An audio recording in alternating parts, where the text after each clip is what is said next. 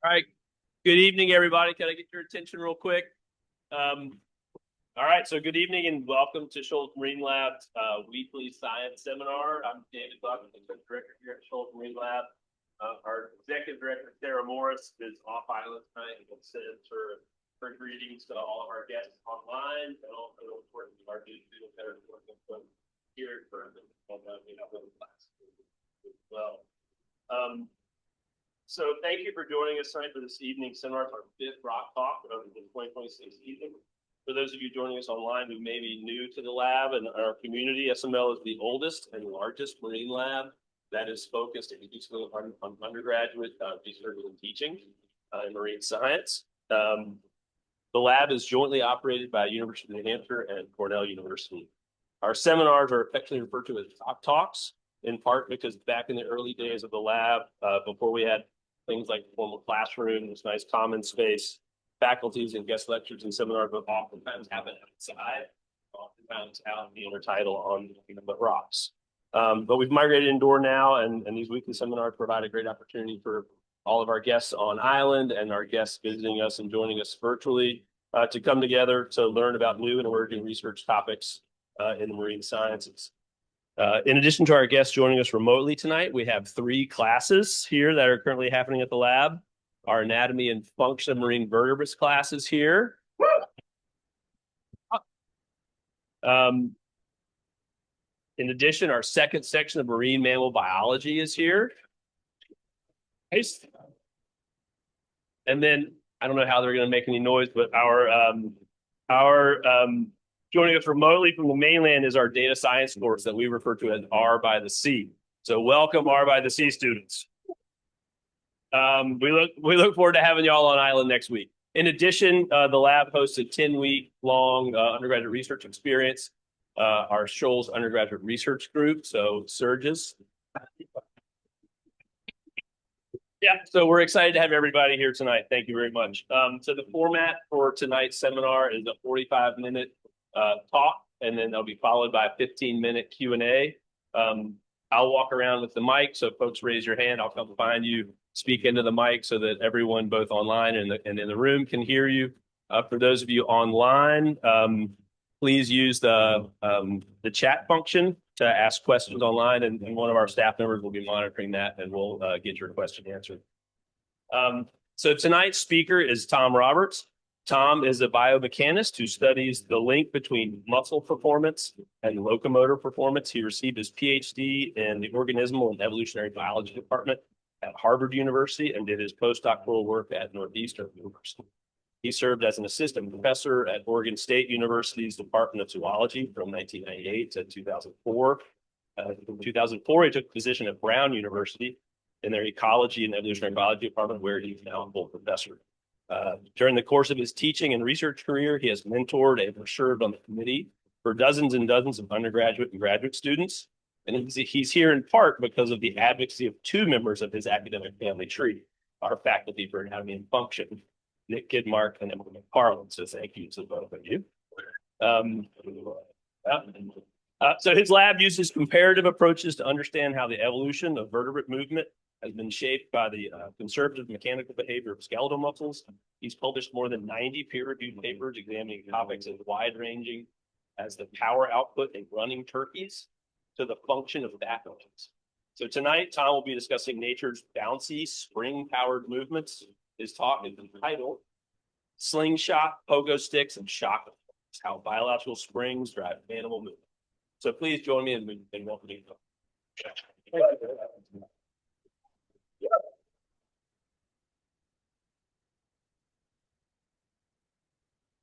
Well, thanks, Dave. That was very nice. I appreciate the introduction. Appreciate all of you being here.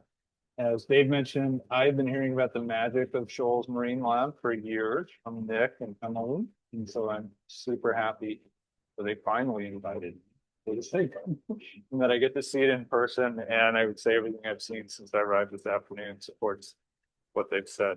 Got to see some giant tuna heads and gill arches.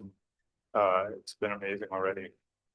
And I'm also really happy to be speaking to folks in person. I've given a couple full virtual talks recently. And so it's really great to see faces. Also happy to have people online. And so I'll say that if you want to interrupt with questions, I'm happy to take questions as we go along. So I am going to talk about springing mechanisms and locomotor. And as Dave said, my research over many years now has been looking at how muscles operate in the context of how animals move. So we've figured out a lot about how muscles work, going way back to the actual 1920s and 30s. A lot of these fluid mechanics have been done there. But understanding how that actuator behavior, the muscle, determines movement has been something that we're still working on, and we're still working on. So you can think about muscle as well. This is really fascinating. It's a really hierarchical structure. If you take a whole muscle, you can break it down into these things called fascicles. You can break that down into fibers, and then there are these things called myofibrils, and then ultimately things called sarcomeres that you might remember from your physiology courses. So it's multi-layer. It's got contractile proteins that make contraction happen. It's got collagen that holds it all together. That's what these little white wrappings are meant to represent. This is something that Emily has studied. And at the heart of it is this interaction between actin and myosin. Again, names you might recognize from your molecular biology or physiology classes that interact enzymatically, cause contraction, and allow you to do everything from lifting heavy bags of dead specimens to get on the boat that I saw today as people were bringing things out for one of the courses to being a concert pianist. And so most muscle biologists study this pathway of the fascinating patterns of enzymatic action, hydrolysis of ATP, all these transformations that allow cross-bridges, which are the actin-myosin interactions, to generate force and generate short. And so your muscles are highly versatile, super controllable, really smart, and muscle contractile behavior is really fascinating. And you may be a little bit nervous at 8 o'clock that I'm showing you an enzymatic pathway. I promise that's the last one I'm going to show. I'm going to talk about something else today, which is how the springy things attached to muscles end up being really important for how movement works and actually allow animals to do lots of kinds of movements that they wouldn't be able to do without the muscles alone.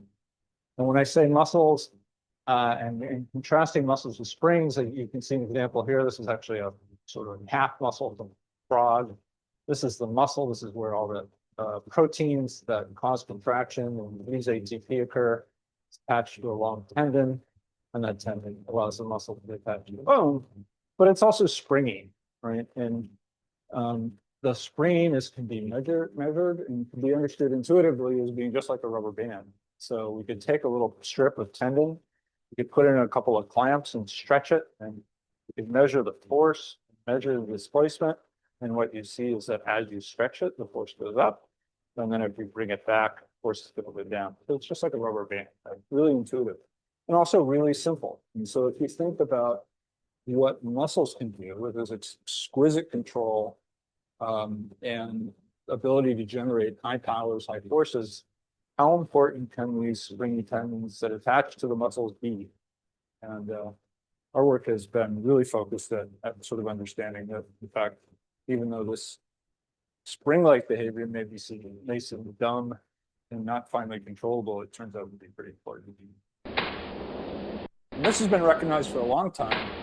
You know, if you look at a kangaroo hopping, and this is a video from CD about animals moving in the 1980s, right? So this goes way back. A kangaroo is intuitively bouncing, right? Moving like a pogo stick or a ball on a mast, a ball on a spring. And it has been understood that those tendons, and they have these really long tendons in their calf, are really important for that dancing behavior and allow them to move effectively and efficiently in a way that probably conserves energy. Makes animals able to move more economically. We've been interested in understanding this as one of the aspects of the importance of springs. This is a little cartoon to try to show it. Basically, you have a really simple body with a muscle and a tendon. The body, red is meant to represent energy, and the body lands. Energy is lost as the body flows a little bit, lowers a little bit in each step. And that energy goes into the tendon, which stretches, and then the tendon recoils, provides the energy back to the body. So we've been studying this, not in charismatic animal like kangaroos, but as Dave mentioned, we used turkeys for quite a long time. And I got into studying turkeys for a couple of reasons, but one of the ones that's really important actually can be illustrated if you eat turkey Thanksgiving or at other holidays. One of the things you might notice, and this is from a Thanksgiving at my house some years ago, is that if you eat a drumstick, you find lots of bony elements in the drumstick, right? And that drumstick is still essentially homologous to your calf muscle, calf region. And so you've got a tibia fibula bone, but then you've got all these other little bony elements. Those bony elements are tendons. So turkeys and some other birds, for reasons we don't understand, ossify some of their tendons. So the tendons that are soft and springy in most animals that connect the muscle to the bone, in turkeys, they ossify. We don't know why that happens, but we figured out it could be useful for us, because one of the things that's really hard to do in understanding muscle function in animals is to measure the muscle force produced in an actual living organism. And what we realized is that we could use these devices that engineers developed to measure very small stretches in things like steel beams on bridges, called strain gauges. So they're basically resistors. If you stretch them a little bit, it changes the resistance, and so you can measure a voltage difference across them. And bottom line is they can measure very small stretches. If we glue those to tendons, and the tendons, because they're bony, they don't stretch very much, like soft tendons. We haven't measured a stretch, therefore we can calibrate that to force is being applied to the tendon and measure force. And at the same time, a new technique for measuring muscle length changes was being developed called sonomicrometry, which is kind of neat. It's a little piezoelectric crystal. You can implant two of these crystals. Piezoelectric crystals basically vibrate when you give them electric charge, or if you vibrate them, they give off an electric charge. So one of these crystals essentially sends out a ping of ultrasound, a little vibration. The other crystal will receive it. And if you know the speed of sounding muscle, you can figure out how far apart they are. So these things can record continuously and tell you the length from one crystal to another. So we can implant those in muscle fiber and see how much the muscle fiber should be. And so prior to this, the way to figure out what muscles were doing really involved things like external video, which is great, and you can learn a lot from it. But that external video couldn't show you, for example, how much length change or was going on in the muscle versus length change going on in the tendon. And so what we found can be kind of boiled down with this couple of sample strides from a running turkey. So we'll run turkeys on the treadmill. And I should probably say, you may be thinking of like the butterball turkeys that you eat at Thanksgiving as not really great athletes. These are the wild turkey strains, and they're pretty remarkable runners. They're quite remarkable runners. We train them to run on treadmills, and usually within a couple of weeks of training, they can do about a 7-minute mile pace on a treadmill, which is pretty impressive. And, if I didn't want to try the technology and go to YouTube to show this, but if you go to YouTube and ask turkey on a treadmill, you'll get one weird ad that you'll also see how much turkeys. And I did notice on the boat on the way over here that a new treadmill was coming in, so I can only assume somebody's going to do some turkey research. I'm happy to give advice. So these guys run at a good clip, and we have these measurements, as I said, of muscle force and muscle length. We looked at the lateral gastrocnemius, which is a calf muscle. And what we saw is that as the animal runs, there's the development of force during stance. The time the foot's on the ground is shown in gray. There's a little bit of force during swing as well. It's actually to accelerate the foot towards the ground. But most of the actions during stance, the muscle lengthens during swing, because essentially if I make my elbow take the ankle, the foot swings up. That makes this muscle lengthen. And when it swings down, that muscle shortens. But what is interesting is what isn't happening, which is during the period when force is produced, there just isn't much lengthening of muscle. So we in fact saw that the muscle itself, the contractile part, the place where actin and myosin are doing all their work, is actually not shortening, not lengthening. Most of the movement of the joint happens because of the stretch and recoil of spring. At the time, we thought that was, like I said, the tendons are bony, so they don't stretch much, but there are soft parts of the tendon as well. And now in the work I'm not going to talk about, we actually think some of the springiness is going to resolve the changing shape from that action. And getting a little detail that, muscles have these characteristic properties. One of them is force velocity property. That is intuitive. If you think about, if you were to lift a weight, they give you a very heavy weight, so lift this as hurl it as fast as you can. You're going to do it pretty slow. Really heavy weight. If I give you a ping pong ball, you're going to do it really fast. So you can do heavy weights slow, really fast, really light weights fast. And you can characterize that actually in an isolated muscle. You can maximally stimulate it and change the force that's applied. And if you do that, you get what's called a force velocity curve. That's what's shown here. So the turkey LG, lateral gastrocnemius force velocity curve looks like this. You get about 25 newtons of force out of that muscle at a zero velocity. So isometric is tracking and not shortening. And it can shorten out to a higher velocity. And as you shorten faster, you get less force. What we were able to show is that with these turkeys, they're all operating at these low velocities because the muscle, for the muscle, not the tendon part, but the muscle part where the cross bridges are, the velocity is slow, and so the force output is high. So that is an explanation for why using these spring mechanisms is adaptive. Because if you get a lot of force out of the muscle, you don't have as much muscle on the ground. So in summary, thinking about running, we can show it as this cartoon. This is the cartoon I showed you before of a runner. And in fact, the muscles are essentially remaining close to isometric. The excursion happens by the tendon stretching and coiling.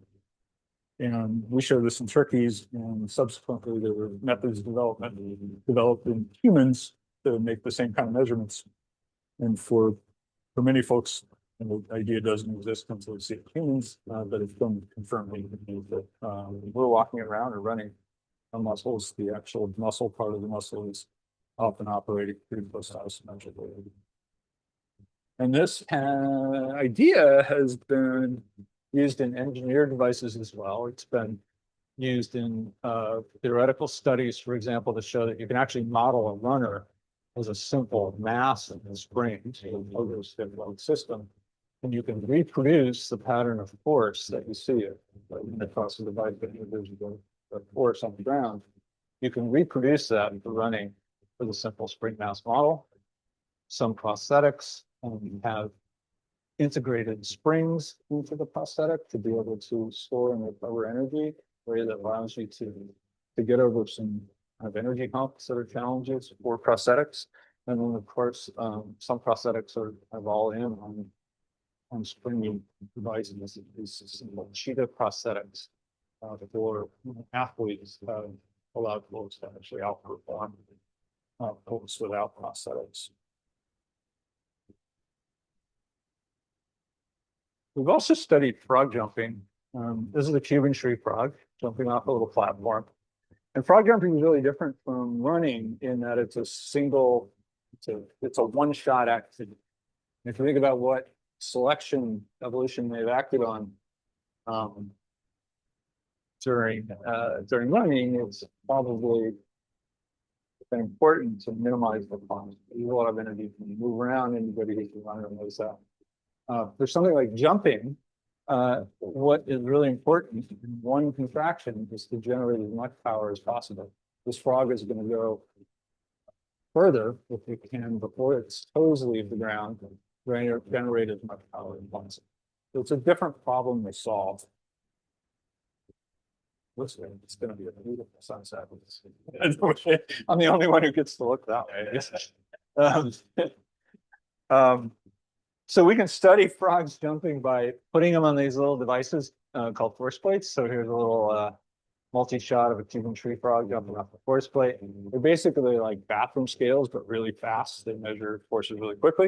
And your bathroom scale only measures the vertical force. These measure the force in the lateral direction and the anterior posterior direction as well. And from a measurement of force, you can measure the power output of the animal. And if you measure a Cuban tree frog, it's just one example of a Cuban tree frog jumping, and we get this rapid rise in force, power, up to a peak power. Power is the rate of energy up to a peak power that's quite high. And we were interested in understanding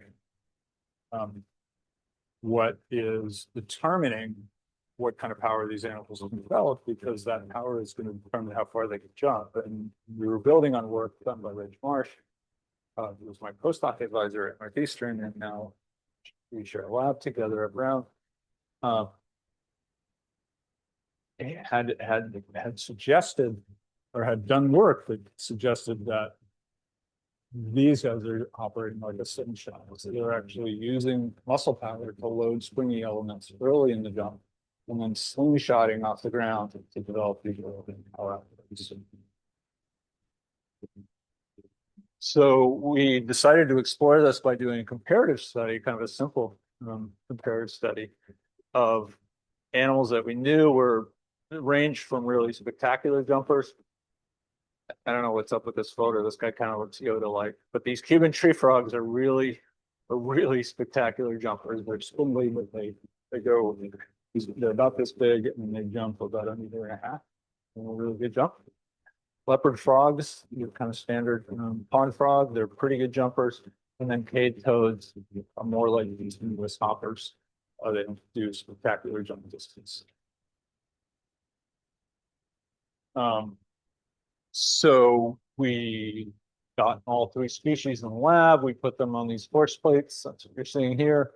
We induce them to jump, sometimes by a little tap, sometimes by a little puff of canned air. And we measured the power output. And what we see with fancy measurements of power for 3 sample animals, cane toads, power output is low. Leopard frogs, it's intermediate, and the tree frogs, it's really high, and that's what we expected. We've seen that the cane toads don't jump very far, and then tree frogs do. We can do that for a number of animals and just summarize it by saying peak power output normalized body mass is increasing quite a bit from cane toads to even tree frogs. And we can sort of start to ask why this is. Is it due to the amount of muscle? And if we just measure the total amount of hindlimb muscle in the 3 species, it's what we again expect just by observation. Leopard frogs are also swimmers. They're pretty deep, pretty muscular looking. So they have the most muscle of the 3, and cane toads and Cuban tree frogs are about the same.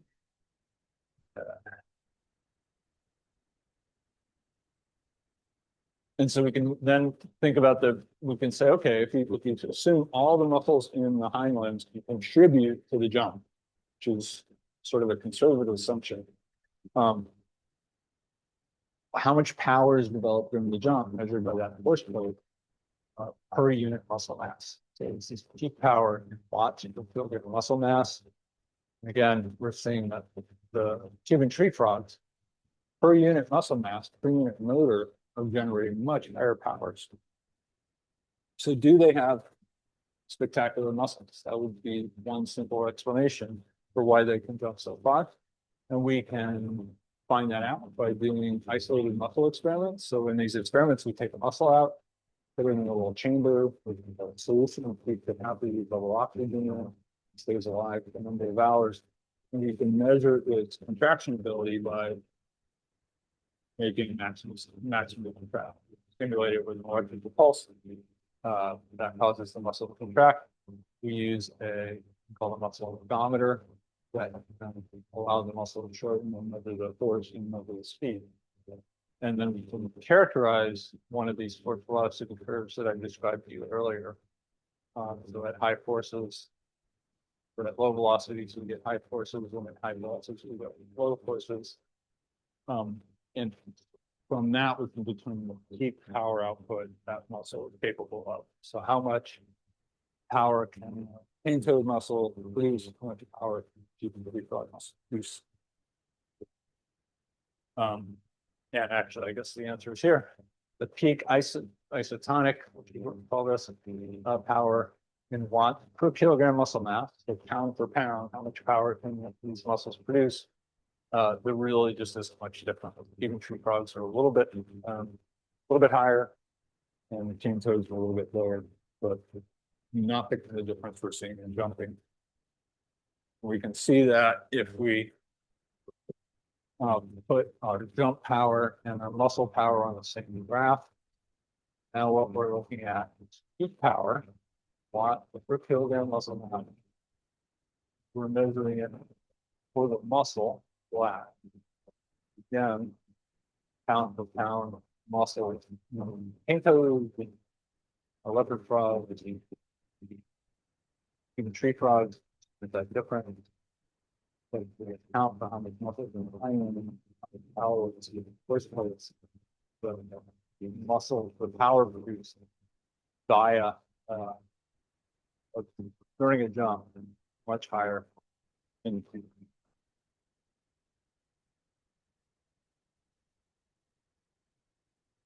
And in fact, you noted earlier when I showed this power curve, we can take a Cuban tree frog and we look at a really good jump. And you say, okay, we've measured the power available from the hind limb. You assume all the muscles are fully active. And that power is here. I mean, this is the power that we actually see right now. So that can't really happen. And that's actually what led Rich March to propose that what frogs are doing is that they're operating like a catapult. So early in a jump, or seems that early in a jump, they're contracting the muscles to load springs, tendons, but maybe other springs as well. And then as the jump occurs, that energy is released really rapidly. The muscles are power limited, then not. So this would be a way just like bow and arrow, catapults, or slingshots to power to the fact that jumps. And so Rich especially used strong inference to figure this out. But we hadn't actually seen that this mechanism in action. And so Henry Astley, a grad student in my lab years ago, realized he could use a technique that was being developed at Brown at the time. And if you heard Nick talk about his research, and Emily's worked with this as well, there was a biplanar X-ray system that allows you to use X-rays to image an object. And if you use X-rays in two different directions, you can get a three-dimensional reconstruction of anything you can image in those X-rays. I mean, it's not usually a soccer ball, that's just to show the size of this system. You can image something in the original system that was developed that was about the size of a soccer ball. And if you then take those images from an X-ray, and then you take what you're going to get are really good images of bones.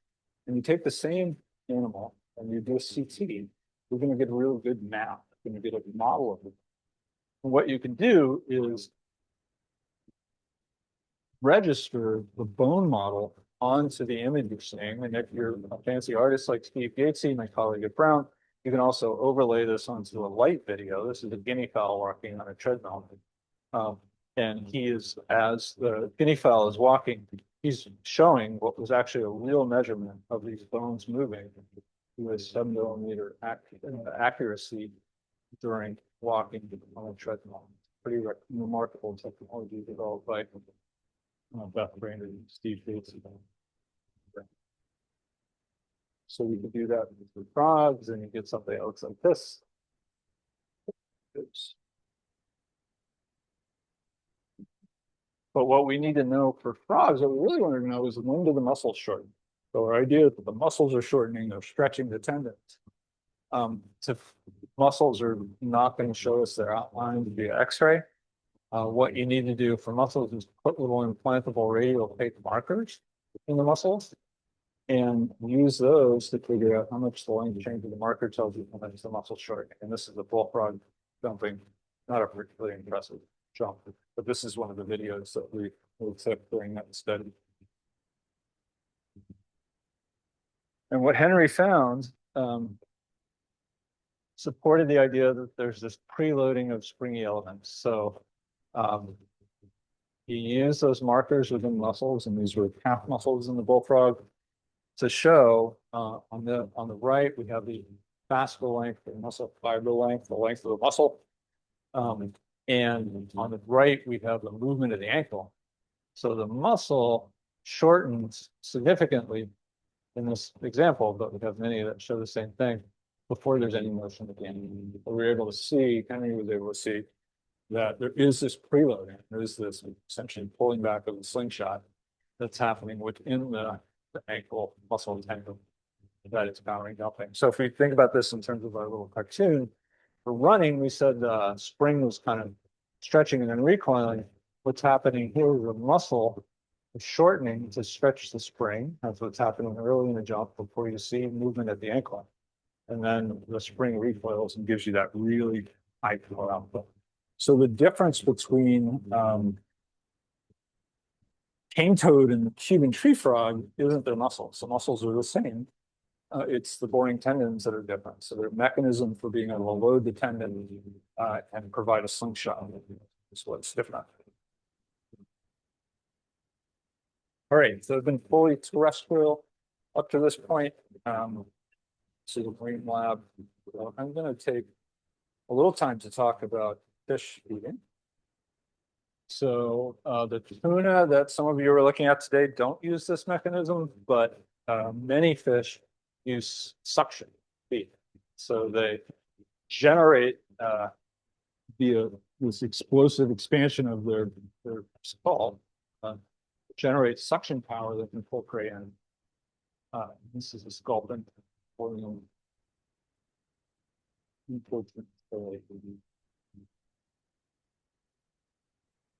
And there have been a couple of instances, and so this is an activity because moving water takes a lot of work that should require a lot of power. And there have been some nice studies that show that something akin to what we see in frogs are very similar, a catapult-like mechanism to load energy in elastic springy elements and then unload that energy and produce really high power outputs to facilitate suction feeding. So there's a really nice study on pipefish. Without getting into all the details, they have a mechanism that involves movement of the neurocranium after loading of elastic elements, just like in frogs. Before the motion, you load elastic elements, you have a trigger that allows you to release them, and that provides this explosive power that powers suction feeding. Ariel Camp, who was working with Beth Brainerd and Mia Brown, got interested in suction feeding. And I'm going to stay in fish, so that's good, but I'm going a little away from marine. This is a largemouth bass. She used largemouth bass to study suction feeding. I'm going to start the video. I kind of like the way these guys are eyeing each other. Just, you know how it's going to go.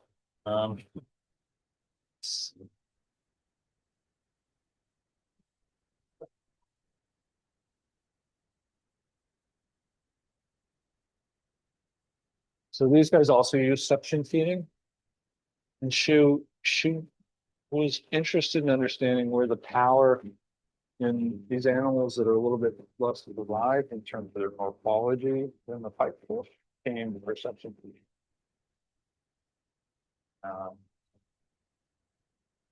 Use this X-ray approach called X-ROM.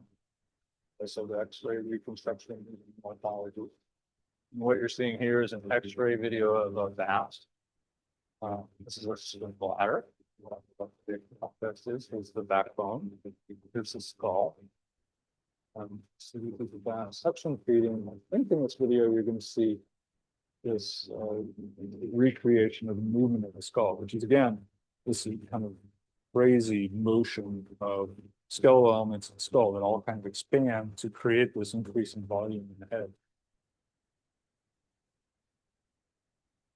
Yeah. This is a vast section beating.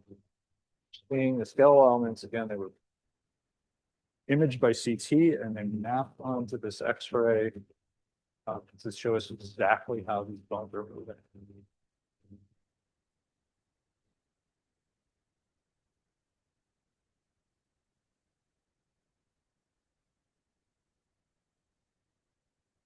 So,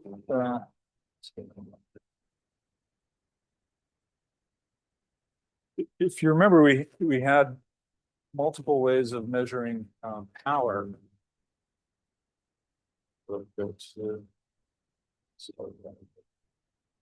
In our frogs, we could measure power via this force code. It tells us force. This equation for motion, we can measure power. In turkeys, we could measure the length change in muscle and the force on the muscle. And power is essentially what it is. This is force times velocity. So we know force, we know velocity, we know power. How can we measure power in a suction? What we wanted to know was, is the power that's developed consistent with elastic mechanism or some other answer? What we realized was we could use a technique that physiologists had used for a very long time that came from understanding the work that the heart does. So the heart, of course, contracts pump of blood. With each cycle of contraction, there is a change in volume of the heart. So you squeeze blood out. And as you squeeze blood out, you also increase pressure. You increase pressure, that squeezes the blood out of the heart. And as I said, power is force times velocity. And so it's also, if you essentially make it a volume, it is the rate of change of volume times the rate of change of pressure. So physiologists have been using pressure, what they call pressure volume work in the heart for a very long time. We realized we could use that in suction feeding fish. If we can know what the pressure is through time, and we can know what the volume is as they do this suction expansion, we could actually get a solid measurement of mechanical power output in suction feeding. So Ariel developed, what we needed was a measurement of pressure. That's actually not very hard. You can put a pressure probe into the oral cavity and that tells you pressure during suction feeding through time. But then we needed a measure of volume within the expanding oral cavity in these fish.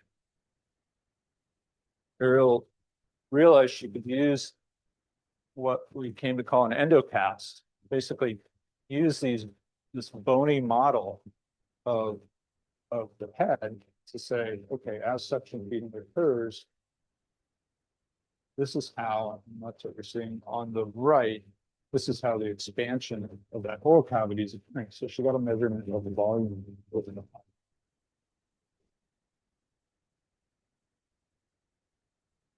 With that, she could measure the expansion power over time.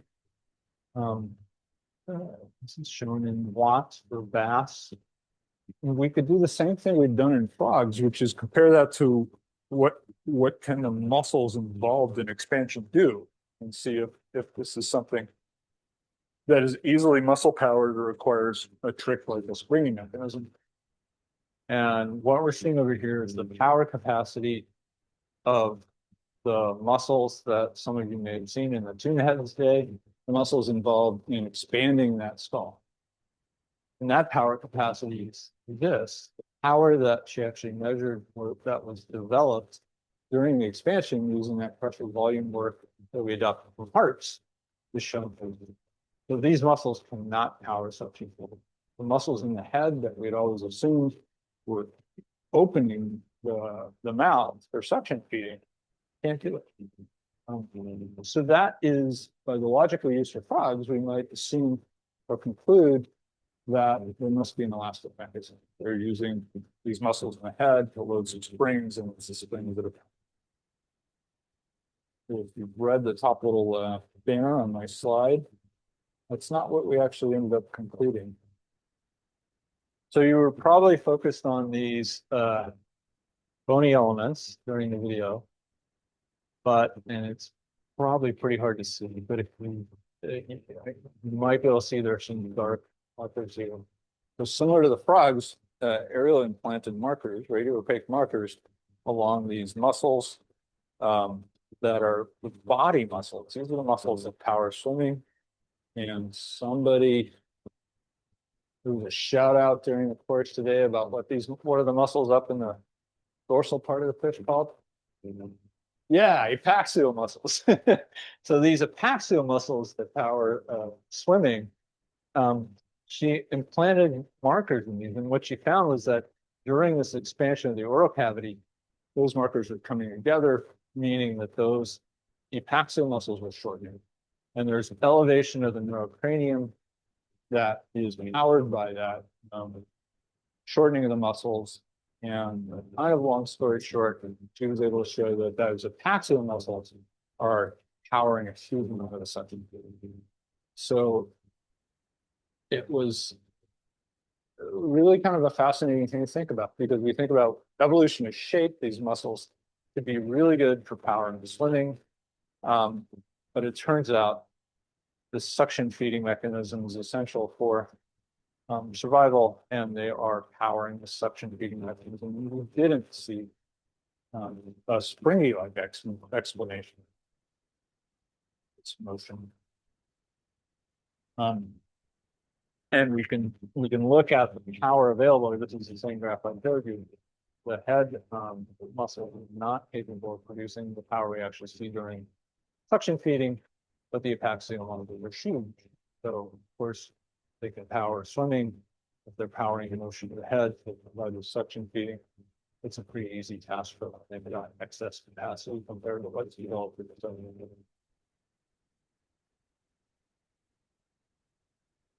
So we used an analogy of a slingshot or a bow and arrow or a catapult for some of these springing mechanisms.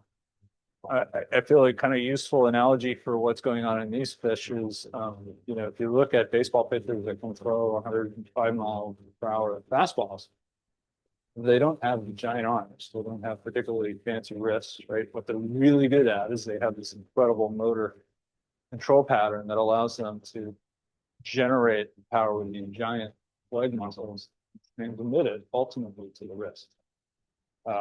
That's something that comes for a baseball pitcher from a lifetime of fine motor tuning.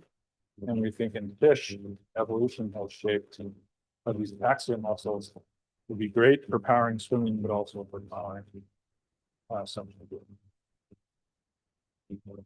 I'm just going to do this really quickly or round out the different kind of springing mechanisms. Of course, you can use springs to help power jump, but what goes up must come down. And so animals also have to land and get rid of energy. Frogs have to generate energy to jump off the ground, but they have to get rid of the energy when they come back. Something like jumping horse might be a better example. I'm not going to show you data, but we use turkeys again to look at landing the jump and use the same mechanisms. And what we found there was that when animals land, you see this turkey, the legs actually collapse and all the joints come together. During that initial collapse, there's not much lengthening of the muscles. A lot of lengthening of the tendons. And after the animal is in this forward crouch position, there is actually tendons are great springs, right? So they're good at storing energy, but that energy has to come back out. If you stretch a rubber band, you've got to get that energy back. And so what happens is that after the tendons initially store the energy, they then stretch the muscle contractile elements when the legs are folded. And we call this power attenuation. Again, if we follow the energy in the body, got potential energy in the land, energy goes into the tendon, and then the tendon stretches the muscle.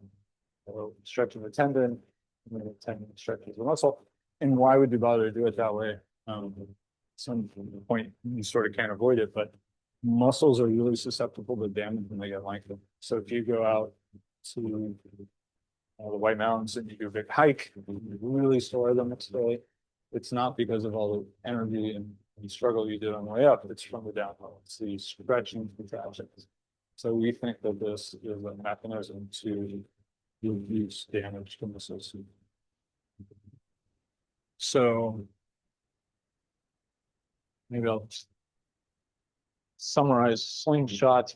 Actually, slide if there are questions. Slingshots. Frogs allow use these power amplification methods, pogo sticks that allow running and walking animals to reduce energy consumption, shock absorbers. And then sometimes, as our fish feeding showed us, springing up energy.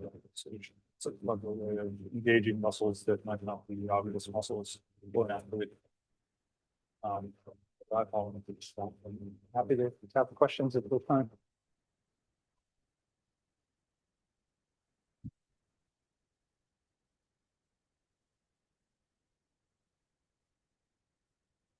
I will never get to enjoy as pretty a sunset while I give it time. I know you got the best view from the roof. So questions from the audience, folks. Yes. You go back to the slides of the power curves, Power curve. like the three frogs. Oh, yeah. There in the Sure.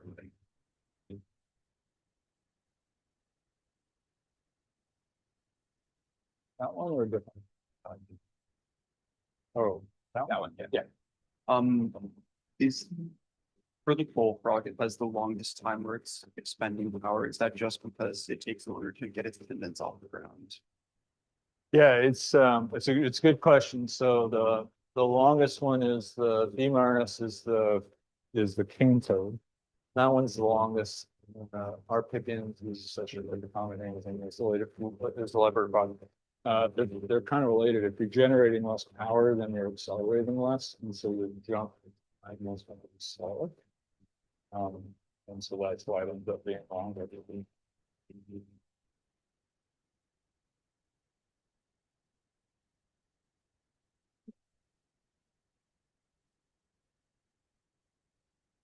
Just want to know how you got into this, like what interested you, what made you ask these questions and start this research? Thank you. That's a good question. I grew up in a small town and I spent a lot of time in the woods. So that may be Susan heads nodding. So that might be why some of you are here. I grew up in South Louisiana, and so the woods for me was actually a swamp. So I would go catch turtles and snakes and some alligators. And just got fascinated with animals. And I think for me also, see, there's a lot of physics and talking about it. I also always like tinkering with things. And so thinking kind of from an engineer's perspective was something that pulled me in, that made me curious about things. So this was an area where we got to do both of those. So it continued with my fascination with animals and enjoy the tinkering. And then, one of the fun things about what we do in this field is as an undergraduate, I kind of fell into a molecular biology lab. And I remember the first time and it was really interesting work, and I did that for a while. First time I went in the first lab, I essentially got the cookbook. This is how you do a plasma. This is how you isolate DNA. And it was a book. Like a cookbook. And like, there's no book for how you get a turkey to run on the timelines. Or even some of the force plate stuff in the dogs. And so one of the things I loved about this area was that often you're doing things for the first time and you have to figure a lot out. So that's what that is.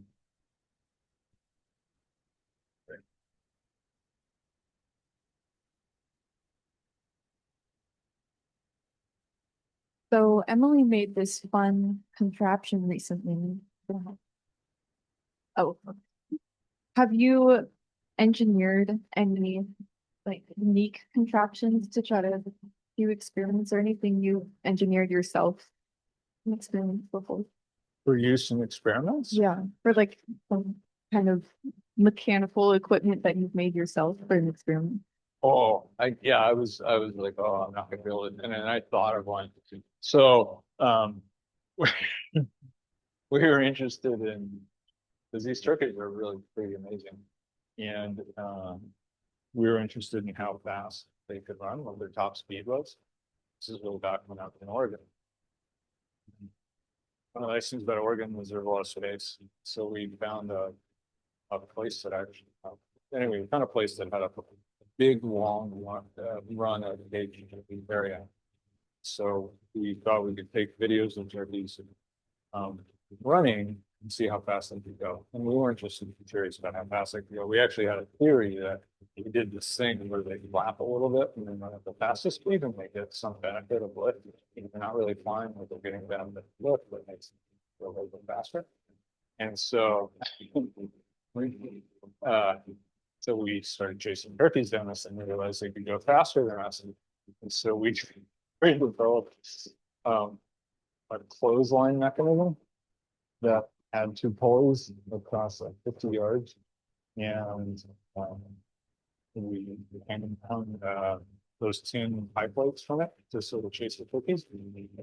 Took one of my old bikes, hung it upside down, hooked it to the clotheslines and put hand holds on the pedals so we could spin it and that would make the plates chase the turkeys.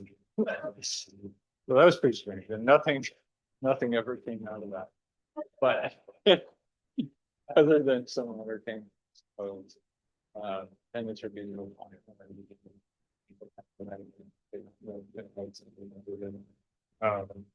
But we have developed a lot of little, like, more seriously, we've developed a lot of, they're probably a little weeds to describe, but a lot of experiments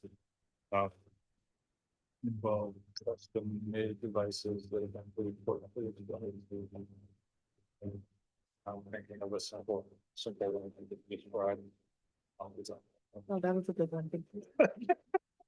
I'm actually, that one might have ended up on a TV, There was a show many years ago that we participated in. I think one might have, it was Turkey something, and the Discovery Channel or something. Yeah, and yeah, so yeah, I'll have to look that. I have a VHS to figure out what I do with a VHS. But that was a fun show. There was like a mailman who was harassed by a turkey, and somebody who had a pet turkey that they managed to fit a diaper on.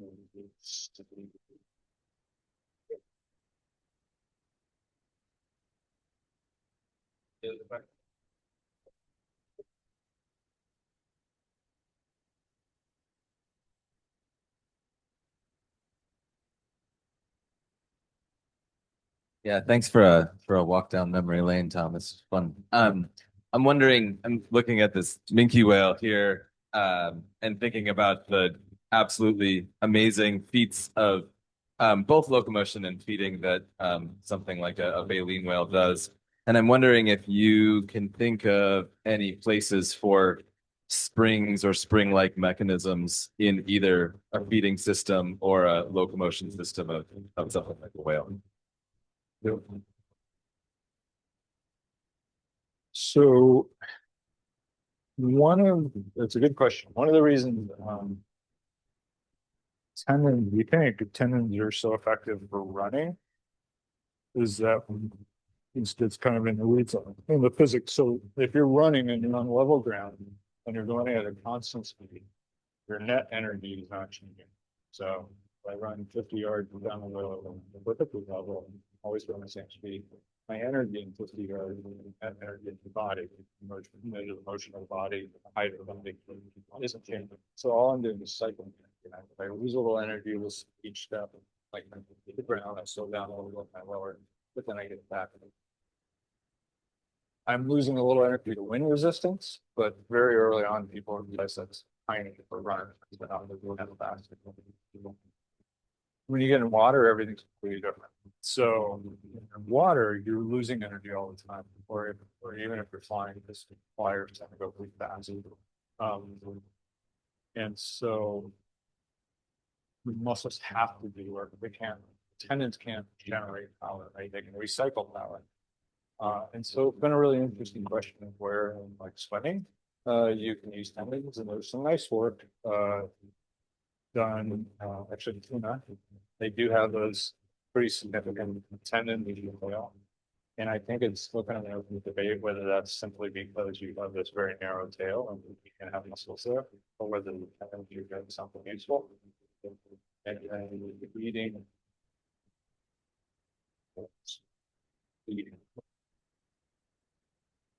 I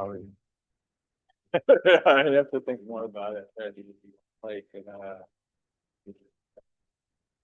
filter feeding seems like you're just kind of opening and letting things go in, right?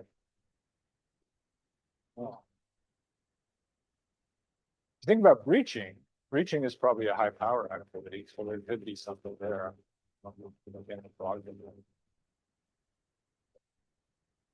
Make stuff up.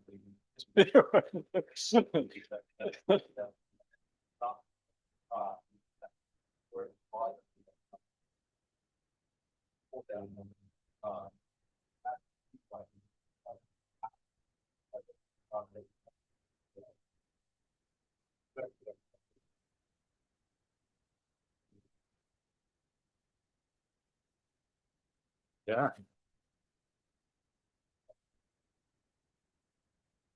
Well, you are a professor after all. That's kind of your job. Hey, yeah, thanks. That was interesting. A lot of things I don't think about normally. That's sort of a related question, kind of went through a different direction, but we'll come back around. I was thinking, animals, we don't have wheels, right? That can go around and around. It's almost always a case of running, going down, up, the minke whale, tail going up and down, fish. It's 180 transfer of energy all the time, kind of awkward, maybe inefficient. Yep. I'm wondering if that's a trend of having to really essentially go 180, whether it's running or swimming or whatever. Maybe they're always inherently a little bit of a springy step in there during that point when it's about to stop, but it's turning the other way and it has some inertia. Yep. Making it almost like the compression stage of four-stroke engine, something like that. But maybe it's everywhere where you have to turn, change your vector anyway. Yeah, no, that's really insightful. And that is like in flight, for example, again, if flight, I would, it might not be as obvious as swimming, but it's kind of in the same category in that you're using, a lot of energy to overcome lunar distance. But the places where people have identified like good contributions of training mechanisms in flight are for those reciprocating motions that you talk about, like what you actually want to do when you do a downward wing stroke is you want to impart energy to the air, right? And so you don't want to impart the energy to the head. Or the springs. But the place where people have seen signs is that you've got a wing with a certain amount of inertia and mass, and then it's got a reverse direction, and that's what's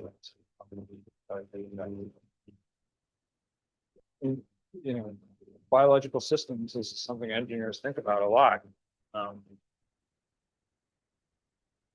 Engineered system. The world I see the most is the legged robots. They're stiff. They're not biological materials are pretty fine in general. And so you're always going to have springy stuff happening. Sometimes it's probably not constructive, but sometimes we have to do something with the person that's helpful. Thanks. And we have time for one more question. Oh, thank you. That was awesome. I'm wondering about when you said specifically when you run, the tendons are generating the power. And I'm wondering if you have like an injured tendon or like a weaker tendon, is there any way that you can like take a load off of that, or is it kind of always gonna be doing that? It's a good question. Well, and I was talking about, I mean, essentially all of it, you know, a lot about anything you compete. It's something to think about. The muscles. So one of the things about tendons is that you can't operate tendons either, because the muscle has to generate force for the tendon to operate like a spring. But it's also true that if you're generating the force of the muscle, the tendon has to be transmitted. So there, as far as I know, and I've had a lot of fun talking about PT about this, being some technical terms that I do. There isn't a simple way to offload the tendon of the software. I mean, whether our bodies figure out this, or maybe this is part of where some of the problems come from, our bodies figure out that, I mean, if I'm walking, my muscles are, even running, the muscles are including 30%. A lot of muscle I'm not using. So whether our systems, when they have an injury, you know, the shunt sort of said improve this muscle, this muscle, then that's, I think, like, yeah. That world.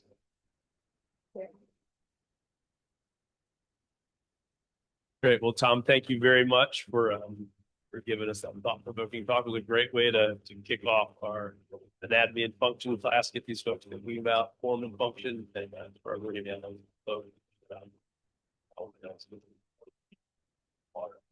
Please join me in thanking Tom.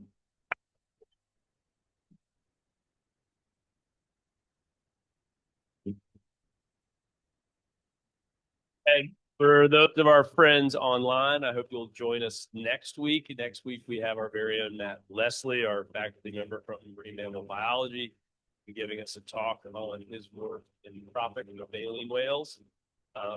So for the rest of you here in the crowd, we'll see you next time. All right. Thank you very much.